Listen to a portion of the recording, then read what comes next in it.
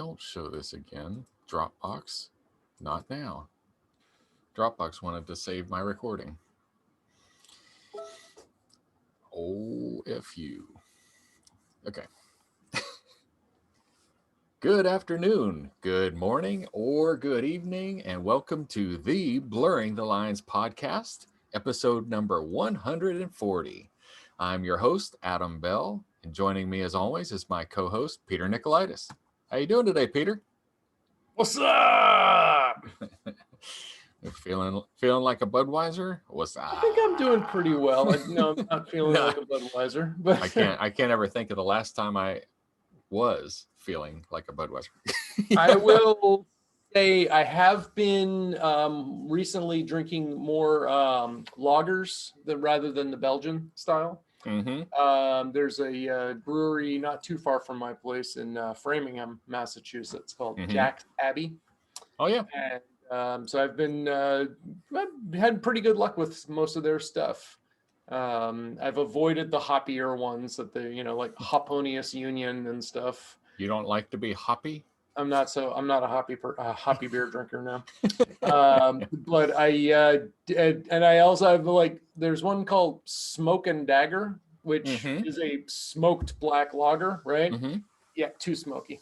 I have to eat some good food with it to complement that and cut the smoke. Okay. So it's true to the label. It's just not my cup of thing. But their red tape is good. Their Copper Legend is good. Their shipping out of Boston is good. Even their house lager, which is just a simple light lager, 5%, it's quite drinkable. Mm-hmm. Well, I don't like hopped. I mean, I don't like it to be overly hopped, but I really can't have too bitter as far as a beer goes.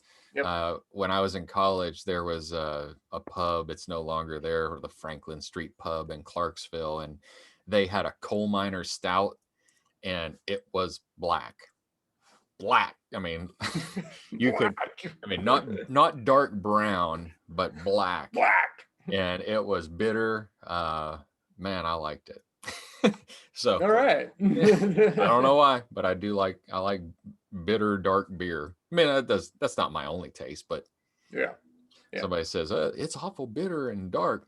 Not Sounds gonna be a good. problem. Slide that over this way. Yeah. It's like just like if I said this coffee, you're not gonna be able to see through it. Perfect. Yep. It's a Robusto. Yes. You can't see through your coffee, nor should you. You call that tea. Yeah, I was gonna say. Well, yeah, or coffee you can't see through, I call coffee. All right. Cool. So what's happening down in your neck of the woods? I hear there have been some changes across the country over the last week or so. Well, I mean, we do have a new president of the United States. I hadn't noticed. Hadn't noticed? Oh, yeah. I think that yesterday on the 2 days ago on the 20th. 2 days ago, yeah. That's kind of cool. Yeah. Yep. I am happy for a change. A year ago, 2 days ago, we had the first diagnosed case of COVID-19 in the United States. Mm-hmm. And on that same day, 2 days ago, I also received my first dose of the Moderna COVID-19 vaccination. Mm-hmm. So, and then, and 2 days ago, we had a new president. And so I was just like, it does seem like things have changed. It feels a little different today. And I'm not one of those people, like, oh, everything's better right now. And, like when Obama was sworn in, I did not, I was not partying out in the streets saying, oh, everything's better. And when Trump was sworn in, I was not, oh, God, doom and gloom, nor was I, MAGA, everything's great again. I was just like, this will be interesting. And, but I'm kind of glad for change right now. Yeah. So, let's I think that people forget, I think the starting words of the Constitution isn't it we the people in Something order to like form that, a yeah. more perfect union.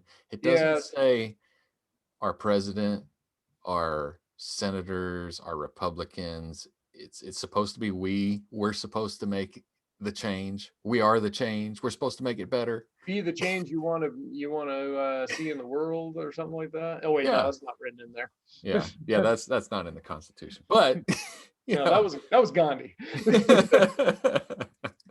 So yeah, I mean, people, who our president is not going to affect. I mean, it does affect, but it is not going to change our life and our lifestyle and who we are and what things make us happy. We're supposed to do that. Take some responsibility. I will say there are things that the president can do which can definitely affect things. I mean, Yeah, so yeah, it's not a but neuter position that right, can't but do by and anything. large, I'm with you. Mm-hmm. Yep. Yeah, yeah. I mean, I think that we said,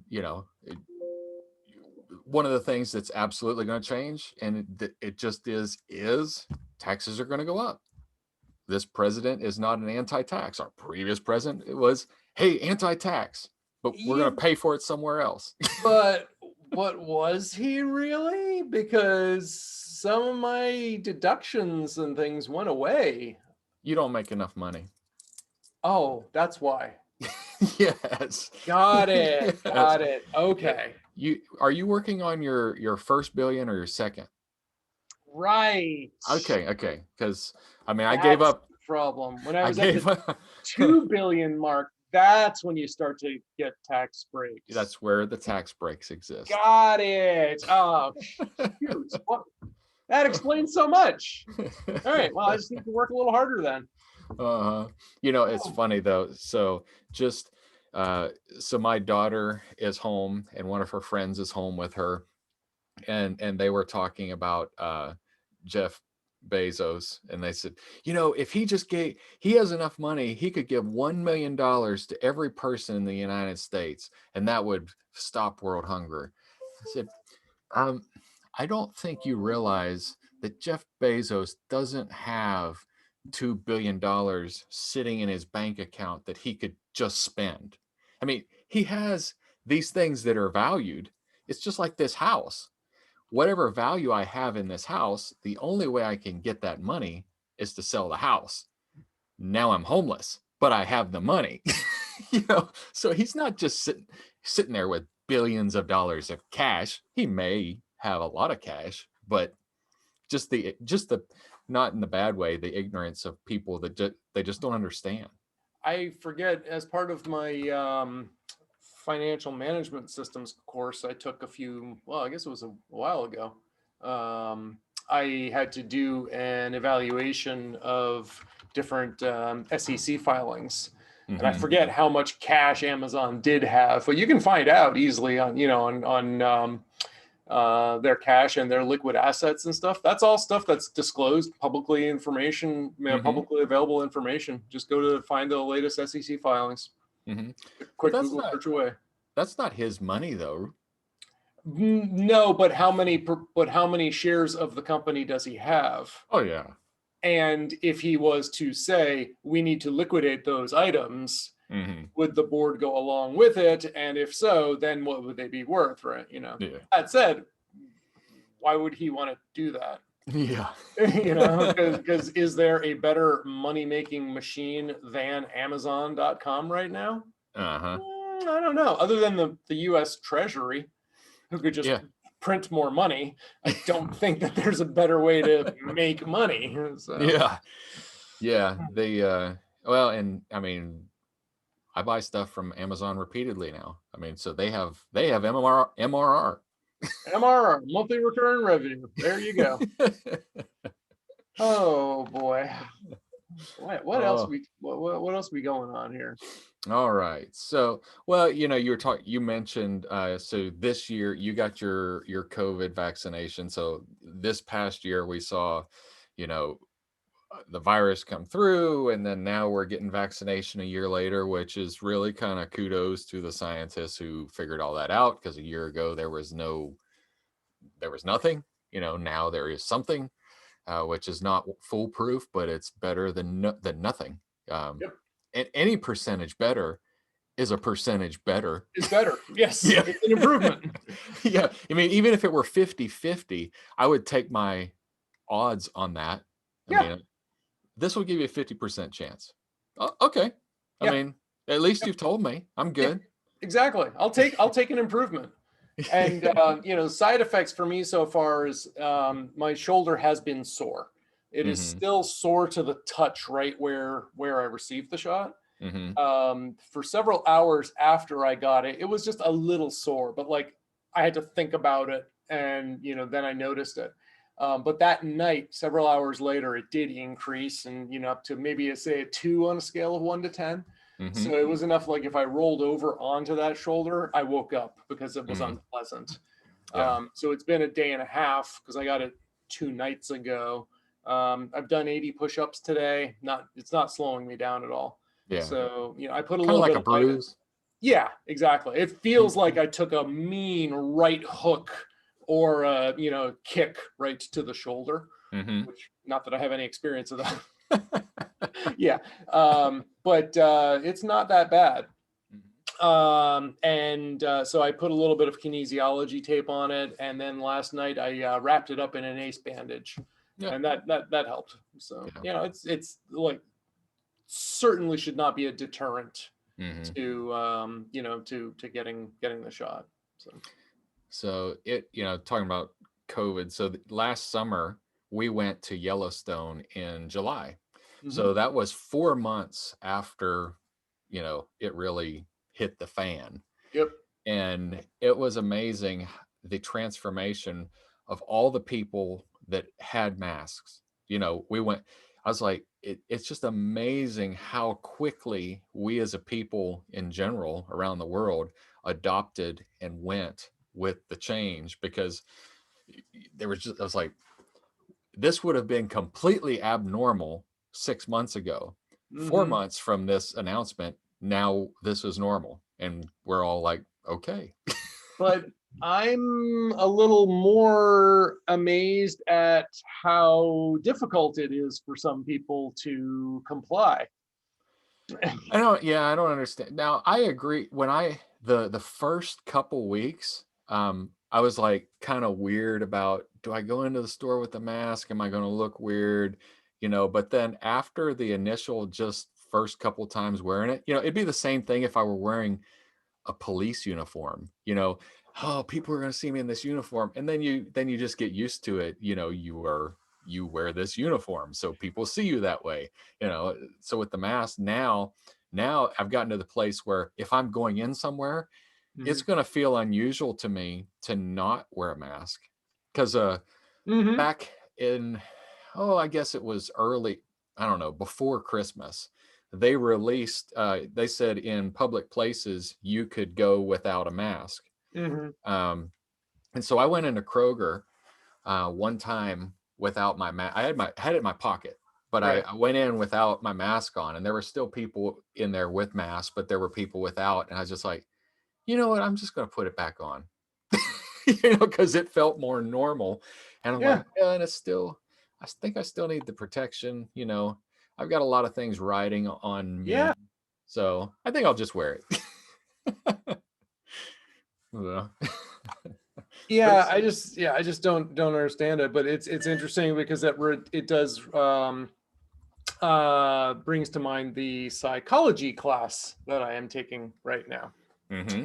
And goes along the whole thing about people's willingness to comply with things. And if you see lots of other people doing it, Mm-hmm. then okay, I'll do this. Mm-hmm. But I don't want to be the first one. No, because then I might look stupid.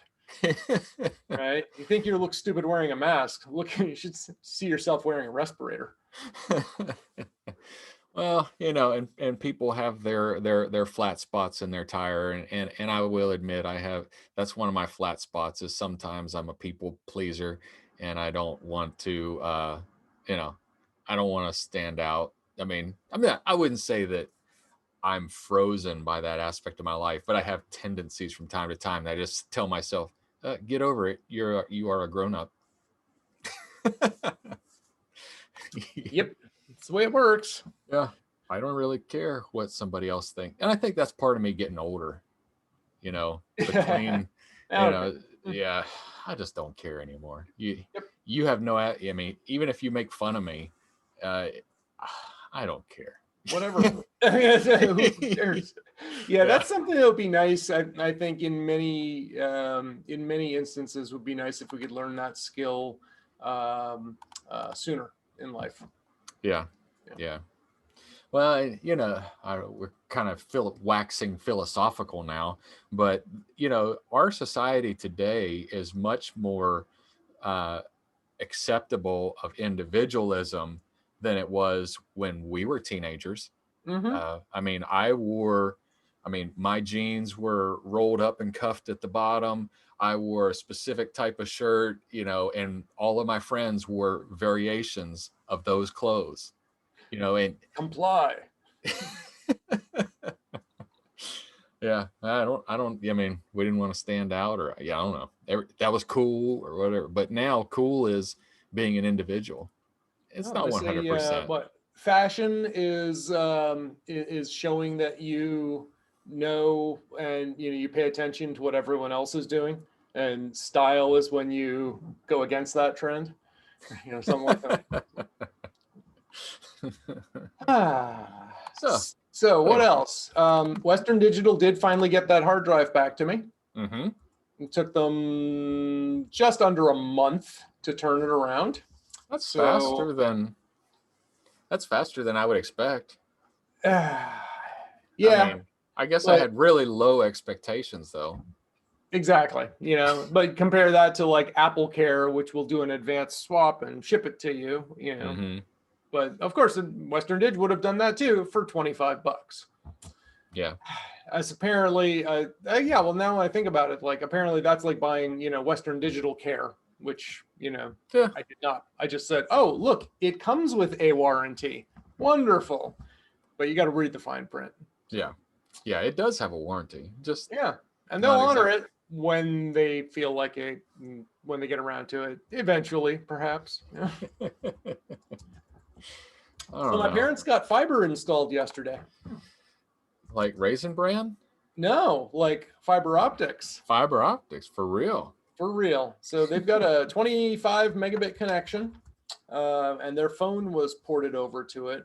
I had previously I ordered a router because I was told at one point they would not have their own wireless router. You had to bring their own. Mm-hmm. Of course, afterwards they said, "Oh no, we'll supply that for you." Yeah. I was like, thanks. Great, thanks. Now that I already bought it, spent half an hour or more, configured it, shipped it up to my dad, right? Am I going to go through the hassle of having him put it back into a box and mailing it back to Amazon or mailing it back to me so I can go for a $30 router? Probably not going to bother with that anymore. Yeah. The problem is this thing, it's a TP-Link, which got really good reviews, but you know how sometimes low-end modems and routers and access points just kind of lose their configurations? Or need a reboot every 14 days. Right, but have you ever experienced that where you set it, you've set it, you connect to this SSID, which was, say, Sublime Comp, and then 2 months later, there's no Sublime Comp anywhere, but there is Linksys? You ever had that experience? Well, yeah, usually when that happens, it's because they've stuck a paper clip into it. Well, I've had that experience where these things have just wiped out, like my own. I've seen it at client locations where I'm generally leaning towards, you messed with this. But I've had it happen on my own machine sitting in my office on the shelf where no human being has touched it, and suddenly it's gone back to factory. So I spoke with the installer yesterday, and he sounded like he knew what he was talking about. He did not sound like an idiot. I gave him the password to administer the router, and I gave him the Wi-Fi password that I had already programmed.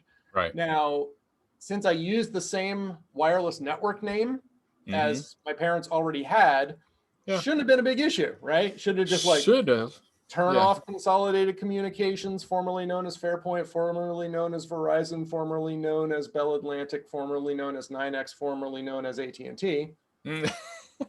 All the way down? All the way, it's AT&T all the way down.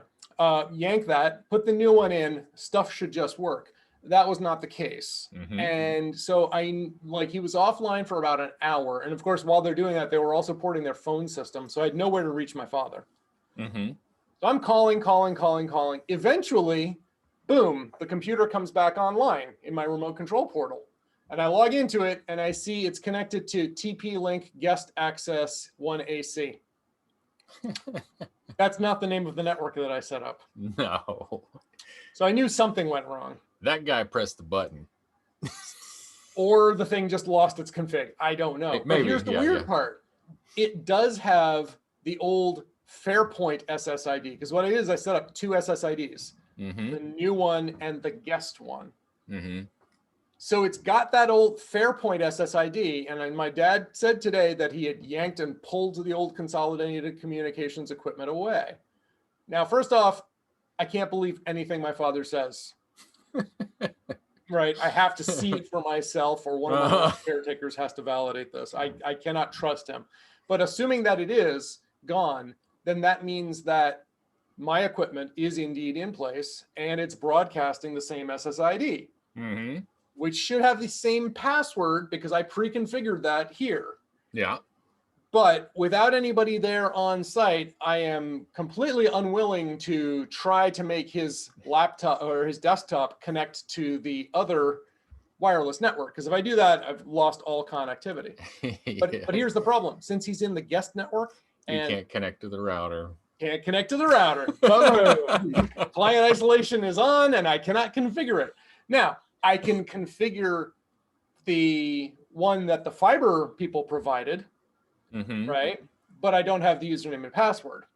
That is on a sticker on the router, which again, I cannot expect my father to supply me with. Take a picture? No. Because if you give me a picture, it's going to look like this. Yeah. Blurry. Hey, that's something I don't understand. I ask people to take pictures sometimes, and they say, "Have you ever?" I'll hold one up to the camera. I'll give you an example. They look like this. So while you are looking at that, have you ever had people send you a picture, a screenshot that looks like that? No. I mean, that's probably the worst. Probably the worst.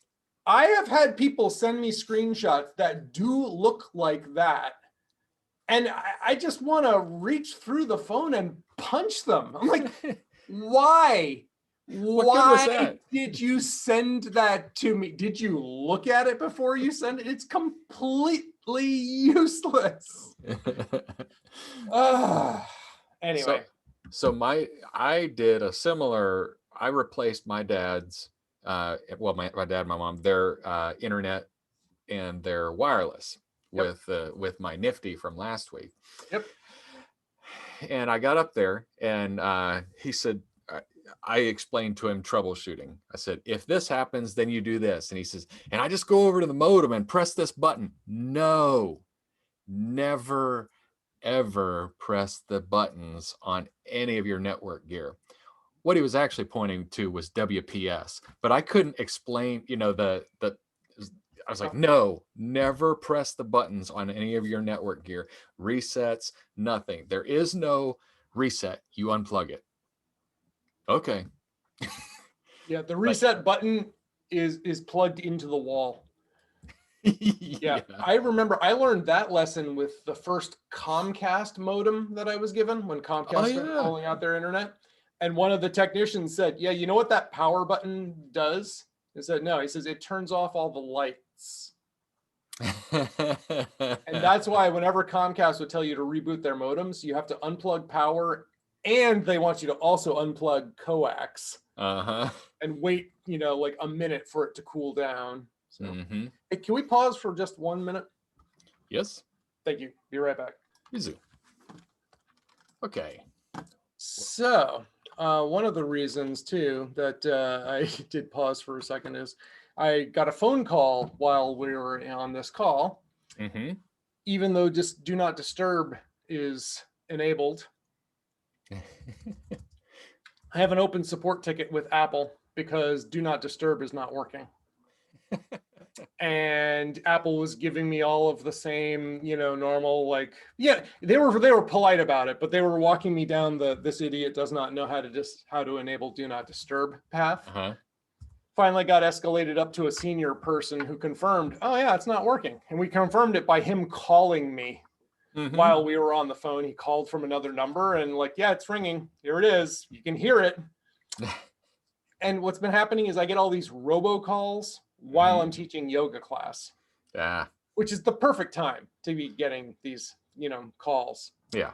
So file that under the latest iOS bug. I really think that I would like to see, with all the Macintosh and iOS software issues, I would just like a maintenance release where all they do is just fix bugs. That's it. That used to happen in software. No new features, just fix the bugs. Yeah, but it was be like, version X came out and then version X.01 fixed a bunch of things. And then maybe version X.03, 4, 5, 7, 8 fixed a lot of things. And then you could just hang there for a little while. But no, we want features. And that means we don't, I just don't understand. This is not hard. Do not disturb. Why is this hard? That should be one of the base functions, like mute, volume. I mean, it's just. And you're not wrong. I had mute issues. This was about 5 years ago when I was living I just remember just moving to my new place, my first place in Medford. The mute button, which is the software control on your iPhone, right? That was not working for me. Nah. You'd press it and people could still hear me. Hang on. Hold on, Peter. This guy's an idiot. Okay, Peter, I'm back. Yeah, exactly. So, again, these are simple things, but I mean, software gets complicated. I understand. But logically, somewhere there should be a test in there that says if mute button has been depressed, don't transmit audio. Similarly, if do not disturb is enabled, don't disturb. But somewhere along that, that code stack that broke and they're disturbing. So I wonder if they found a hack, because there is a hack in the do not disturb. If a person is in your contact list and they call 3 times within 1 minute, it will come through. But this was the initial call, and it's for people not in my contact list, for unknown phone numbers. But I wonder if the robocallers got wise to that and then did 2 first calls, didn't get through, and then got through on the third. But I don't know how they would be in your contact list. Right. And plus the Apple guy also was able to reproduce it. Yeah. On the first call. But that's an interesting thought there. I mean, hackers might try that. Just phone hackers dial 3 times. Boom, boom, boom, rapid succession. Good way to bypass it for some people if you have that enabled. Because I wonder if so a contact that you block, they're technically in your list. They're in the list, but they're not in your contacts. Okay. Yeah. I think that's different. But who knows? Moving on. I experimented along the fitness side of things. So I'm getting back into some longer runs. I'm back to my normal, cadence of 3 10Ks a week, thereabouts. I did take 2 days off the last 2 days because today we're doing an 8-mile trail run. And if you've never done trail running, just like mountain biking is not the same as road cycling. Right. Trail running is harder than just running out on a flat pavement or indoors on a track or even on a treadmill. Right. There's a lot of ups and downs. It depends on the trail. But the trail we're running today, it's called the Skyline Trail. It's one of the most technical in the area. It's got an elevation gain of over 900 feet. There's parts where it's like, the trail is just like, you go down these rocks. And the trail goes over these rock faces and stuff. So there's a lot of jagged, jumpy stuff. Last week, my Merrell Vapor Gloves arrived, and these are just super ultralight minimalist shoes. They're essentially a sole and some fabric and laces to keep it attached to your foot, and that's it. So I took them out for a trail run. and found and exceeded the limits of these shoes on their maiden voyage. Oh, brilliant. Well, there's no cushion, right? And Uh-huh. the idea, we've been conditioned since the 70s that running shoes, you need to protect the feet and all this extra stuff. Yeah, most of the time you don't.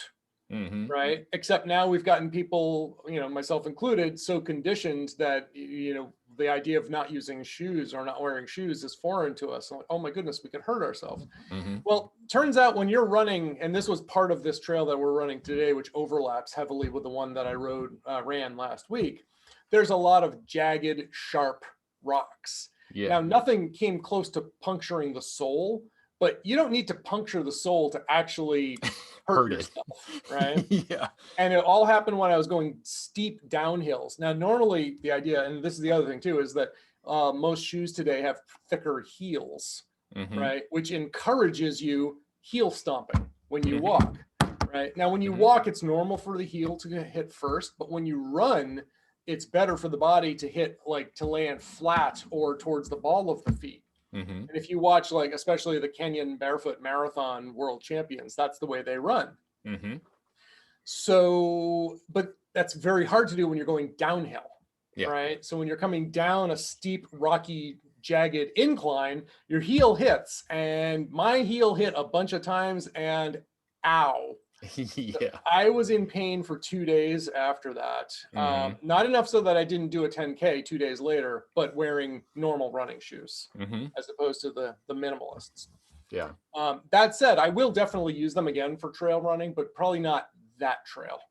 So, but I'm experimenting with, like minimalist shoes. I've worn them around, like going to the mall and stuff, and Mhm. got well, not the mall, but I went to get groceries a few days ago, Mhm. and they feel fine. But similar to what you're saying about, like, not wanting to wear a mask because you look stupid or something, Yeah. it's similar because you feel a little funny, and if you like just like, oh, there's a car coming, so if I just lightly jog across the road here before, but you do it in a funny way that's not normal, like, oh, they might be laughing at the way I'm running, but I guess I'm Yeah. old enough that I don't care anymore. So, Yeah.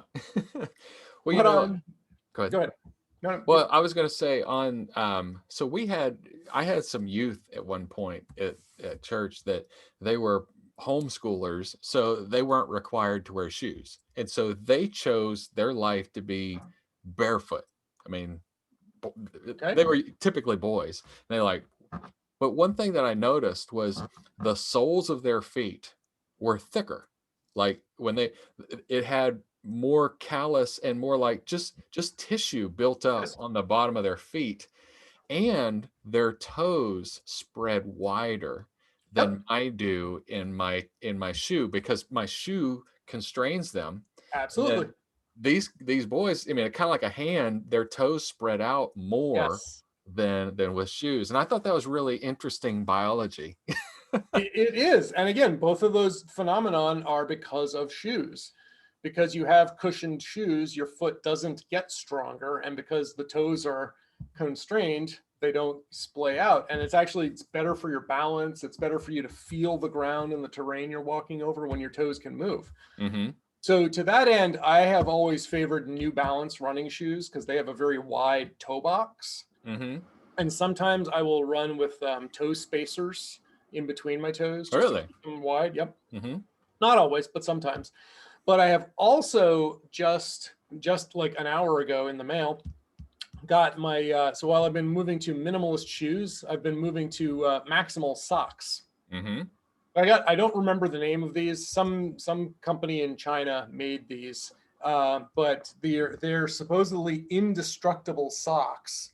And I got them because I was looking for a pair of waterproof socks. Because originally I was looking for waterproof shoes for trail running, Mm-hmm. and I couldn't find any by the brand that I like, the New Balance ones. And they were also, waterproof shoes are really expensive, and they also tend to get heavier.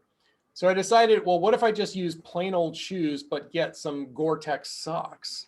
So I was looking for waterproof, water resistant, whatever, running toe socks. And I found these things. Mm-hmm. They're billed as indestructible socks. They say, like if you wear like beachcomber shoes, Yeah. or, river walkers or whatever they call them to go in the water, or like when I go kayaking, I would wear those. You can use these instead. and they show people walking over rocks with them. And part of the book that I'm reading, it's called Run for Your Life, which is about how to tune and improve your running game. He talks about practicing barefoot running for like short distances. Well, I live, there's like road everywhere around here. I don't want to run barefoot on there. You never know. There might be a piece of glass or a nail or something like that. Yeah. But I will try it in these things. So these are pretty cool. I got to find the name of them exactly. They're pretty tight. I can't quite get my foot high enough. My foot is it was up on the desk, but since I'm using my webcam from my monitor, I can't tilt it down, and I can't get my foot up to my head, unfortunately. Not with these. But they have rubberized dots on the bottom for the sole for extra traction. And supposedly, like on the website, there's a guy showing he's got like an angler's knife, and you see him like swiping at the foot, and they're not breaking. So I was like, all right, I don't know if they're made of Kevlar or what. But I will probably try. I did just before we started recording. I tried putting my running shoes on, and they fit fine inside the running shoes. And because of the rubberized soles of the socks, the shoes were not slipping at all. Yeah. And I'm thinking like this could be awesome, but I was trying to think, is there a reason that would be bad? Yeah, would it be bad? I mean, am I going to get? I don't think so, because if nothing's moving, does that increase your blister chance? Because now your skin has to move. I don't know. Yeah, I don't know, but you shouldn't, because that's one of the reasons that I wear toe socks is to avoid blisters also, and I haven't gotten any blisters since I started wearing toe socks. But the whole idea is like, you want your shoes to be tight so your foot is not floating around in it.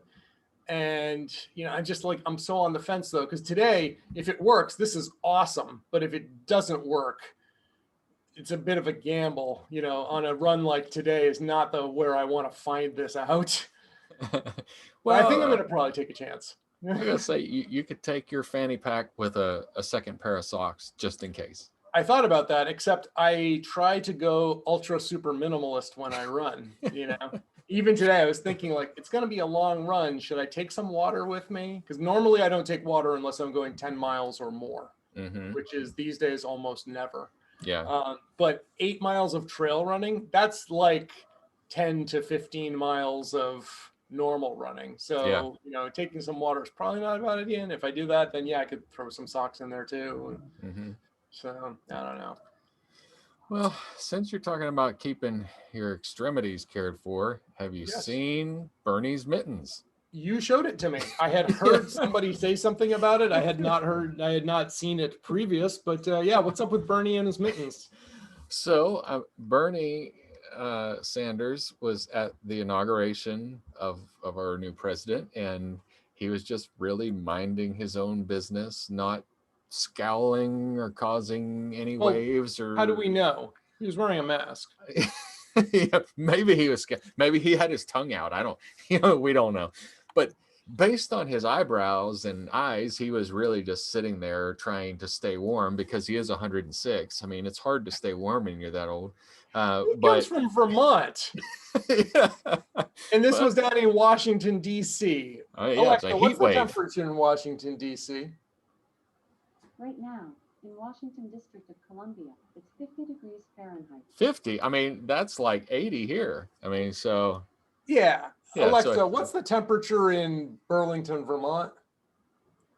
Right now, in Burlington, Vermont, it's 33 degrees Fahrenheit. 33, 20 degrees difference. 20 degree difference. I mean, come on. Bernie, obviously, he's not he never was a Vermonter, but anyway, he's not a Vermonter anymore. Yeah. So, but he's sitting there, and it just made the perfect meme shots for everything. And the entire country has gotten on board. I mean, in Nashville, there are these painted wings on buildings, like angel wings, and people will stand under them and take pictures they're like those picture opportunity places. And there's pictures of Bernie in front of that. There's pictures of him with Forrest Gump. There's pictures of him sitting on the Game of Thrones. Nice.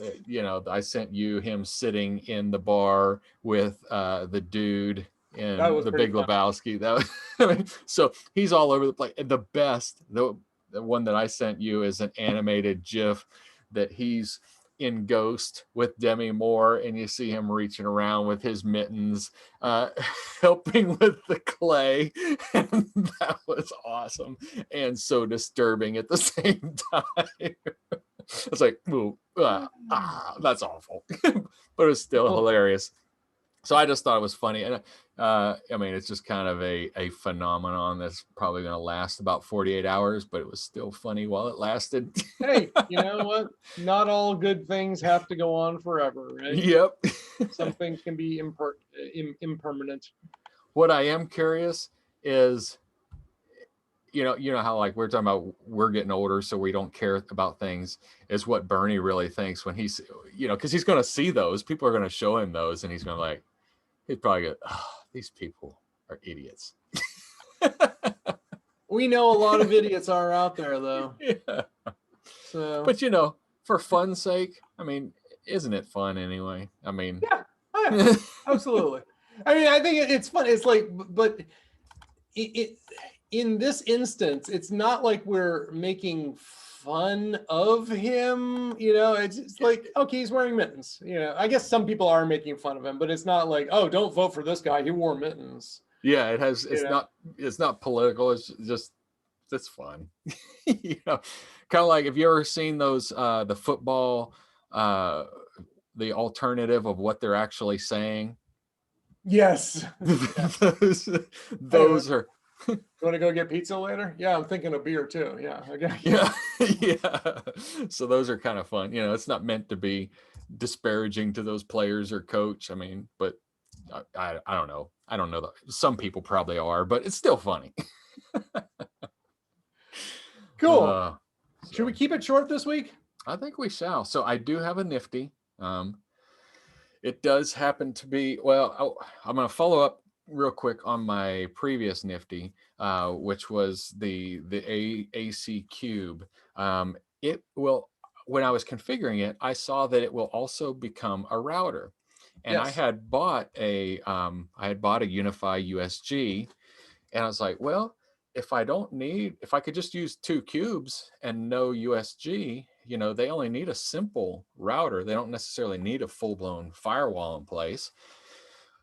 The problem is I was planning on going PoE power out of one to power the other. So that, I mean, I'd already planned with my dad, he wasn't going to have to run power. All he had to do was run Ethernet to where it was going to go. The WAN port is also the PoE out port. There are 4 ports on the back of that thing. Oh, so you can either be in router mode or PoE relay mode. Yeah. And I was like, come on, that's awful. You just make the WAN port a non-PoE port, make it a regular port, and that be the input. It actually still could be fixed with software. It just has to be reprogrammed which Ethernet port you can use for the WAN. But I was like, because it would have been perfect to have one be the router and wireless access point and it power the second one. But because the WAN port was also the power over Ethernet out, it couldn't be. I was like, that's stupid. Nobody thought about that. So I was disappointed with that, but I just put the Unifi USG firewall in place that I had already programmed, and it worked out fine. But I was like, come on, Unifi, think it through. But anyway, and then so this week I am also doing a Unifi UAP Flex HD, which are wireless access points. They are 1.7 gig speed with, supposedly in fully optimized conditions. Not every communication to it is that full bandwidth, but it is capable of wirelessly communicating at that speed. And it will do a mesh between them. And it is the size of, say, not the small Red Bull, but a little bit smaller than the medium-sized Red Bull can, that slim can. You're using metrics that do not mean a lot for me.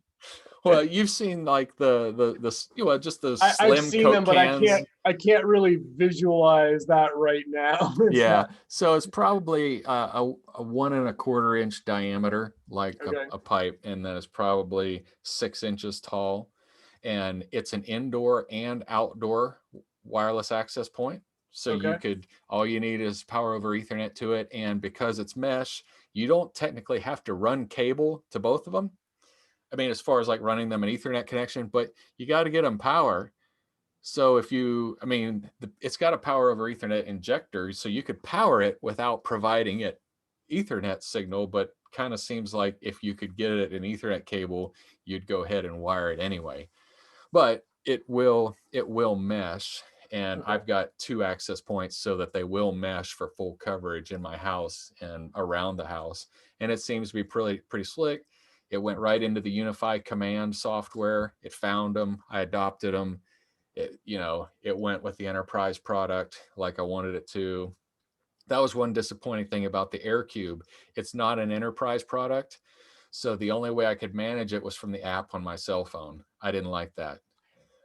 Same thing for the Eero. You have to use the app on your phone, which, whatever.